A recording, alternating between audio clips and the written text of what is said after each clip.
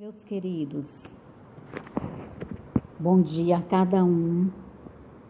A palavra para nós meditarmos, ela está no livro de 1 Samuel, capítulo 13.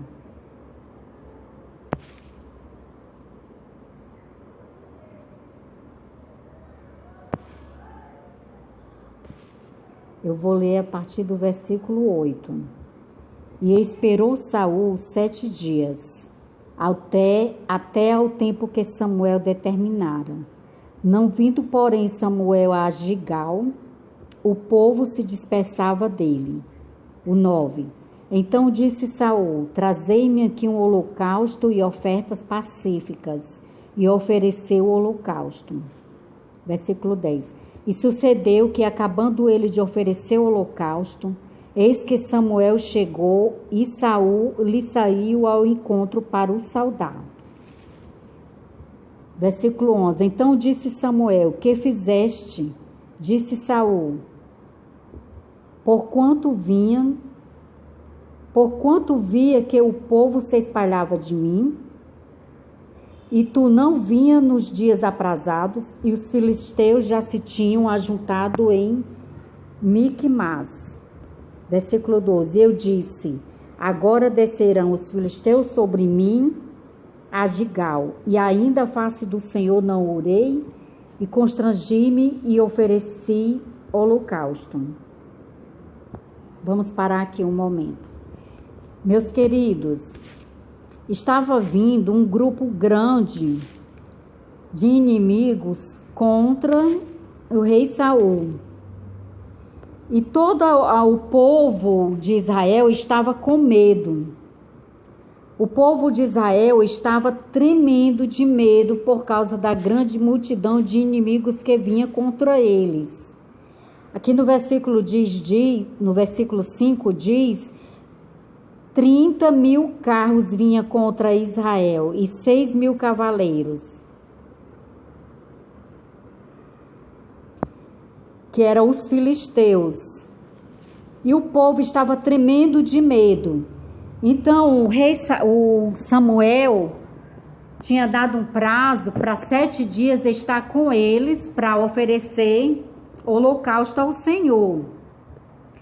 E aqui no versículo 8 diz que Saul esperou 7 dias até Samuel chegar, né? O tempo que Samuel determinou. Mas chegou 7 dias e Samuel não chegou. E o povo começou a se espalhar. Por quê? Porque já estava brechas espirituais. O povo estava temendo, o povo estava com medo. Com medo dos adversários, com medo dos inimigos. Então no versículo 9... Saul mandou trazer o holocausto para oferecer ofertas pacíficas, né? E assim ele fez. E quando no versículo 10, Samuel chegou, tá entendendo? E Saul foi ao encontro de Samuel, e Samuel perguntou: o que fizeste? E o Saul respondeu, né? Você não chegava. Você passou o prazo, você não chegou, estava demorando. Os filisteus estavam vindo já, se ajuntando contra a gente. E simplesmente, né, no versículo 12, ele diz: então eu me constrangi e ofereci holocausto ao Senhor. Ele pensou no versículo 12: agora descerão os filisteus sobre mim a Gigal. E ele também reconhece no versículo 12 que ele não orou a Deus antes.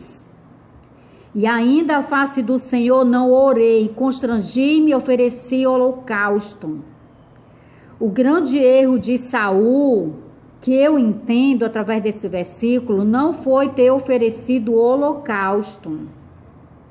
O grande erro de Saul, do rei Saul, foi porque ele não orou antes. Ele simplesmente ofereceu o holocausto do jeito que ele estava. E ele estava já com o coração temeroso, porque o inimigo podia vir contra eles e destruir todo o povo de Israel. Mas o rei Saul não estava ali naquele momento, ele teve temor, ele não estava com o coração por inteiro na presença do Senhor. Tá entendendo? Ele teve medo e ele não orou. Ele não orou. Ele tomou uma atitude sem ele ter orado. Ele decidiu e ele fez. Ofereceu o holocausto. Tá entendendo? Porque o prazo de Samuel chegar até eles já tinha acabado. Samuel chegou atrasado. Só que o rei Saul, tá entendendo? Ele era para ter ido antes orar ao Senhor, ter apresentado ao Senhor em oração. O Senhor, o rei Samuel não chegou. Os inimigos estão se aproximando. Me dá uma direção, o que eu devo fazer, Senhor? Ele não foi humilde. Tá entendendo? De reconhecer isso. Na Bíblia, João Ferreira de Almeida atualizada diz assim: eu disse agora, descerão os filisteus sobre mim, Gigal, e ainda não aplaquei o Senhor. Assim me constrangi e ofereci o holocausto. Ele teria que antes ter orado a Deus, ele teria antes que ter reconhecido que ele era dependente do Senhor, que ele precisava da direção certa do Senhor. Esse é o pecado de Saul. Muitos dizem que o pecado de Saul foi só porque ele ofereceu o holocausto. Não, meu querido, se ele tivesse com o coração limpo e as mãos limpas na presença do Senhor, mesmo que ele não era profeta, ele poderia ter oferecido holocausto naquela situação. Tá entendendo? Por quê? Porque o Samuel, o profeta Samuel não tinha chegado.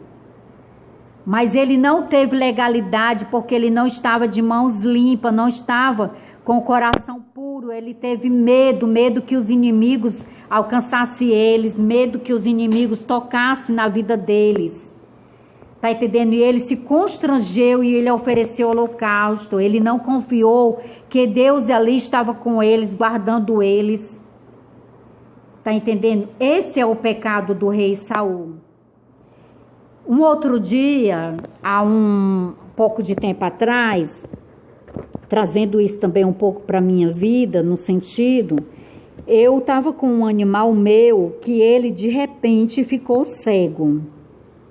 Ele estava bem normal, ele estava correndo, brincando no jardim e ele, na hora, ele barruou no portão e o portão ia se fechando, ele vinha correndo para entrar.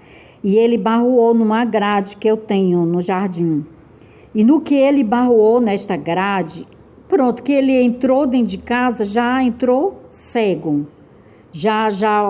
A gente já observou que ele não estava mais enxergando, a pupila dele foi dilatando e ficou a pupila dilatada. E ele já não conseguia mais enxergar bem. Aí passou-se 3 dias, eu simplesmente levei ele para o veterinário. E eu antes não orei ao Senhor, para perguntar, Senhor, eu levo ele para o veterinário, é um caso dele ir para o veterinário, eu estou com dinheiro para levar ele para o veterinário, eu quero o meu cachorrinho que ele fique bem de saúde, eu posso fazer isso? Não, meu querido, eu não fiz isso.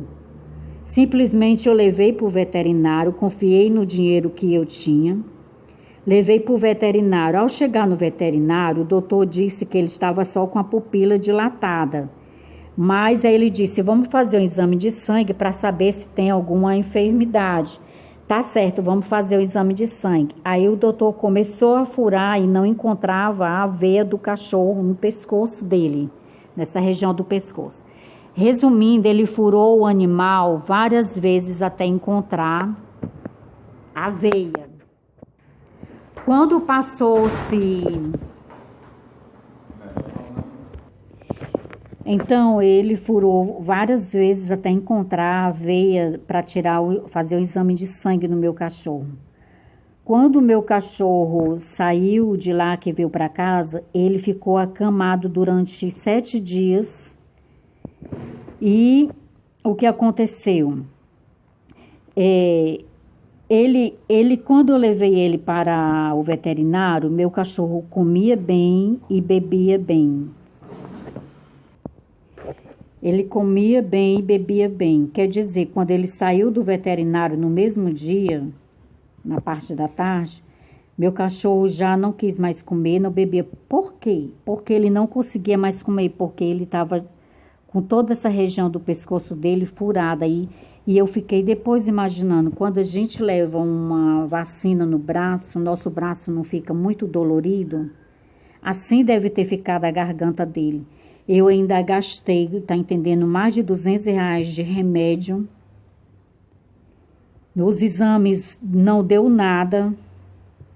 Enfim, meu cachorro só morreu por causa das picadas da agulha. Porque ele não conseguiu mais comer, mais se alimentar. Ali ele ficou acamado, ele ficou triste, abatido. Com 7 dias, meu cachorro morreu.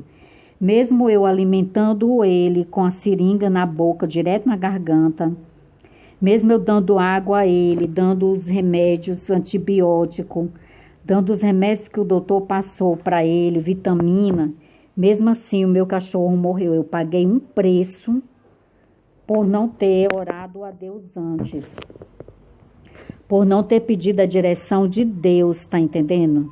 Eu paguei um preço do meu animal ter morrido e eu chorei muito. Até eu entender que eu estava errada, que eu precisava ter orado antes. Não ter confiado num dinheiro que eu tinha, que podia pagar exame, podia pagar consulta, podia pagar o remédio. Não tá, eu queria ajudar o meu cachorro, tá entendendo? E mesmo assim meu cachorro morreu. E aquilo me serviu de lição, porque eu disse, Senhor, o meu cachorro, antes dele morrer, a vista dele, as pupilas dele voltou ao normal. Porque eu disse, Senhor, o meu cachorro estava bem. Se eu não tivesse levado ele para o veterinário, o meu cachorro estava vivo aqui. E o meu cachorro, eu achando que eu ia levar ele, para alguém ajudar ele, o meu cachorro foi morrer pela forma que foi, de ter sido tão picado pelas agulhas, tentando encontrar a veia dele. E isso, meu querido, só o Senhor para consolar meu coração, porque a gente se sente até culpada. Mas isso serve esse exemplo para vocês como lição. Tudo que nós vamos fazer, nós temos que perguntar ao Senhor, pedir a direção do Senhor. Aqui também o rei Saul, aqui no versículo sobre o rei Saul, ele não pediu, ele não foi orar, ele não foi perguntar ao Senhor, Senhor, eu posso oferecer o holocausto? Senhor, eu posso fazer isso? Então fica a lição, né? A lição que o rei Saul nos deixa. E também essa experiência minha que eu tive, né? Que tudo que a gente vai fazer, temos que orar ao Senhor e perguntar ao Senhor. Amém? Para evitar um mal pior, né? Por causa da atitude do rei Saul, ele perdeu o reinado dele. Porque o Senhor acabou desagradando dele, porque ele já vinha com atitudes que não agradavam o Senhor, né? Ele já estava tomando sempre tentando resolver as coisas da forma dele, pela força dele. Até que chegou o momento que ele pagou um preço por isso também, né? Então que fique aí o exemplo do rei Saul, para que a gente possa aprender. Saber que nós temos que reconhecer e sermos dependentes do Senhor em tudo, em todas as áreas da nossa vida. Pedir ao Senhor sabedoria, pedir ao Senhor a direção certa para a nossa vida. Amém? Meu querido, eu peço que você compartilhe o vídeo. Amém? Abençoe a vida das pessoas com essas mensagens, que são mensagens que eu sei que pode abençoar a vida das pessoas. Amém? O único propósito desse canal é que essas mensagens alcancem a vida das pessoas. Essas mensagens são sementes que elas vão cair na terra certa. Tá entendendo? A terra que o Senhor escolheu. Amém? Por isso, se o Senhor botar no teu coração para compartilhar com alguém, compartilha. Eu vou orar, meu Pai querido e amado. Eu te louvo e te agradeço por esse momento. Muito obrigada, Senhor. Continua falando conosco, meu Deus. Venha, Senhor, nos dar um coração humilde, um coração dependente de Ti, um coração de um verdadeiro adorador que Te adora em espírito e em verdade. Venha nos ensinar a Te amar, nos ensinar a ter compromisso contigo, dar a direção certa para as nossas vidas. Amém? Venha nos ensinar, Senhor, estando sendo a Tua vontade, a Te obedecer, meu Deus. Tua palavra diz que é melhor obedecer do que sacrificar, Senhor. Existem muitas pessoas sacrificando, mas não obedecem a Deus. Sacrificam dando dízimo, sacrificam fazendo alguma obra de caridade, mas no fundo elas não obedecem a Deus. Têm uma vida de pecado, uma vida na mentira, uma vida, sabe, engoldada por Satanás e não querem admitir, não querem abrir mão dos desejos da carne, não querem abrir mão do pecado. Venha nos ensinar a estar sendo da Tua vontade, Senhor, porque não é pela nossa força, não é pela nossa força, pela nossa violência que a gente vence é no nome de Jesus Cristo. O rei Davi foi um rei, ele não era perfeito, ele era cheio de falhas, de pecado, e o Senhor deixou bem claras as falhas e os pecados do rei Davi, para que servisse de exemplo para a gente. Mas o rei Davi era um homem segundo o coração do Senhor. E o Senhor abençoou muito ele. Por que ele era um homem segundo o coração do Senhor? Porque ele reconhecia as falhas dele, ele reconhecia os pecados dele. Ele reconhecia que Deus era soberano na vida dele, que ele dependia completamente do Senhor. Por isso ele foi um homem muito abençoado na presença do Senhor.